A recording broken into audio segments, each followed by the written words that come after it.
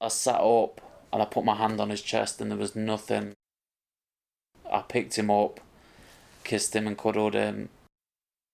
I stayed down here for 5 minutes thinking, how am I going to go and tell Nat? I felt like we'd not been listened to. Baby Cooper Needham, born in 2019, but who lived for just a few short hours. It feels like it was just yesterday. Harriet should be alive, she should be here. We want our experience to have been recognised and appropriately. Baby Harriet Hawkins, who died in 2016 before she could take her first breath. These are two families, but there are others, those who lost their baby when they feel they could have lived. Winter Andrews, born and died in September 2019. Freddie Lewin, born and died February 2017. Thomas Seddon, May 2017, to name just a few.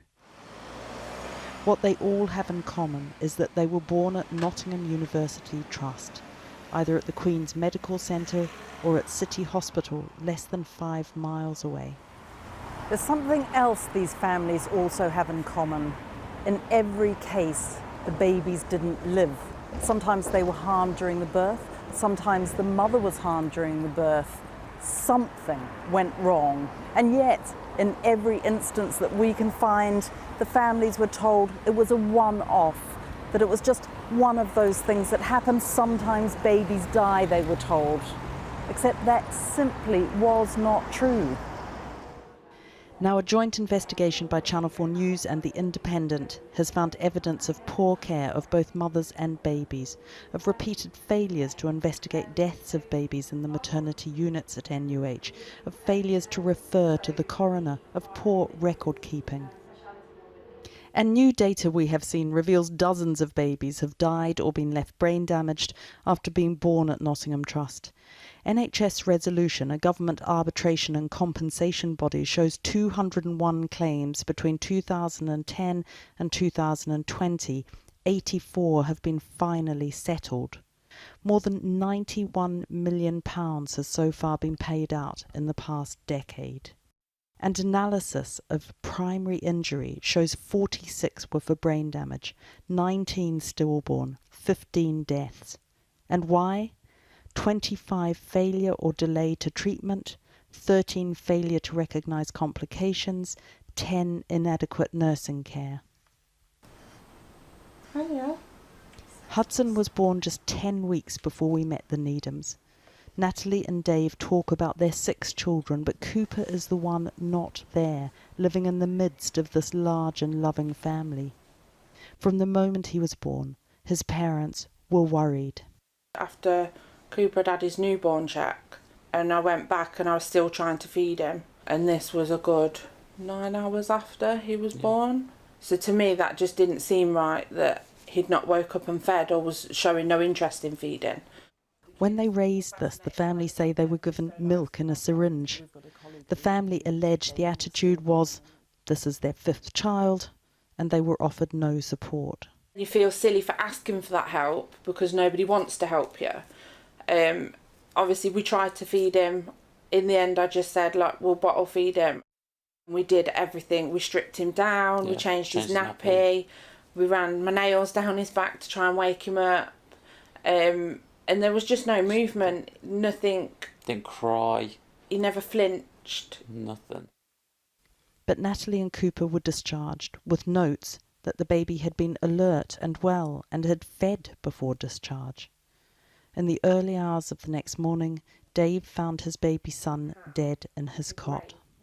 I want people to understand is when you have a family that have asked for so much help prior to bringing him home and nobody listens, and then I have to try and sit and explain to 4 kids, one being 3, that their brother's not going to come home, and we sat at the hospital and we went through it over and over, didn't we? Of, do you tell him that he was poorly? Do you tell him that nobody could do anything? Do you tell them that he fell asleep and didn't wake up? The inquest last year recorded a verdict of a form of respiratory distress, and was critical of the Trust's reluctant feeder policy. NUH said a health and safety investigation report found that it was impossible to know whether any earlier intervention into the baby's care would have led to a different outcome. Yet no serious untoward investigation was carried out by the Trust, and we have seen a letter from a neonatologist to the coroner saying Cooper had sepsis when there was no evidence of this. This is part of a pattern emerging at NUH. Last October, the Care Quality Commission found poor risk management in the services, which they said threatened mothers' and babies' safety, and served a warning notice. In May this year, the CQC found some improvements had been made, but said it still has some areas to address to ensure it comprehensively manages all risks to people's safety. The CQC report says that a number of incidents were inappropriately graded. Babies transferred to the neonatal intensive care unit for admission were graded as no harm or low harm. A maternal death and a woman admitted to the intensive care unit were graded as low harm. This meant that incidents may not be investigated fully, nor duty of candour be applied correctly. People would be at risk of harm as lessons could not be learnt. In another part of Nottingham, the Hawkins have now spent more than 5 years trying to get NUH to listen, to apologise and to improve their services. I trusted them.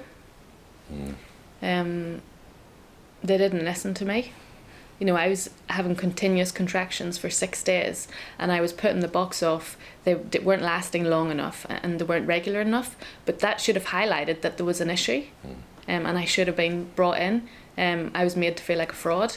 Sarah Hawkins, who was a senior physiotherapist at the Trust itself, spent 6 days in labour. This wasn't recognised by the midwives. She was given an inappropriate and high dose of diamorphine. There was a delay in monitoring the fetal heart. Information wasn't recorded or passed on correctly. Baby Harriet died before she could be born. I'd love the Trust to have this guilt. You know, other babies have died since Harriet and, you know, we're the one here trying to improve it. I wish they would have some... I wish they would accept that. Nobody at NUH has even sat down with us and listened to our story of what happened to Harriet beginning to end and said, that shouldn't have happened, that's terrible. It's been horrific. It's so exhausting. You know, the Trust haven't been open or honest. It's just... And we were both senior clinicians there at the time, and that is a massive thing. You know, these were our friends and our colleagues. We were banging on the door saying something's wrong, babies are dying and they shouldn't, and they didn't listen. An external review was commissioned, but between the final draft and the publication it was changed from Harriet's death was avoidable to Harriet's death might have been preventable. It took NUH 159 days to declare a serious untoward investigation. Last year, an inquest into the death of baby Winter Andrews found her death was contributed to by neglect. The inquest heard the unit was overworked and understaffed on the day. Now a former senior midwife at NUH, Sue Bryden, has said, managers in maternity were a Teflon team who failed to listen to concerns on staffing. Vacancies were allowed to build up, which meant staff was stretched, and a lack of beds meant at-risk women would be delayed coming into hospital, and that there remains a culture of fear in the city hospital unit. She praises, however, many of the staff for working harder to maintain safety. It's a managerial and cultural issue, so that tells me that it's not happening 1 or 2 times, and I'm having a lot of contact from families that also tells me that. Families should be going into hospital believing that they're taking their baby healthy home with them, and it's a disproportionate amount that aren't. And I wonder how many more are out there who feel that their voice hasn't been heard, or that they're blaming themselves for the death of their baby and needlessly. The Trust said it wanted to emphasise the historic nature of these cases. A statement from the Chief Executive said, "We apologise from the bottom of our hearts to the families who have not received the high level of care they need and deserve. We recognise the effects have been devastating. Improving maternity services is a top priority, And we are making significant changes, they said, including hiring and training more midwives and introducing digital maternity records. We will continue to listen to women and families, whether they have received excellent care or where care has fallen short. It is their experiences that will help us to learn and improve our services. Does this put Nottingham University Hospitals Trust on that same infamous list of failing maternity services where thousands of babies have been harmed and have died? We know those names: Morecambe Bay, Shrewsbury and Telford, East Kent. And that in itself begs another question. Is there something fundamentally wrong with the way babies are born in this country? According to the CQC, 41% of England's maternity services were either inadequate or required improvement for safety, 79 out of 190 hospitals. The families of all these babies have to live every day with their loss, and they want the deaths to mean something. And that in itself means an independent inquiry into NUH maternity services, so they can have the answers that too often they feel they simply have not had. And if you've been affected by any issues in that report, you can find help by going to the Channel 4 website, which is channel4.com/support.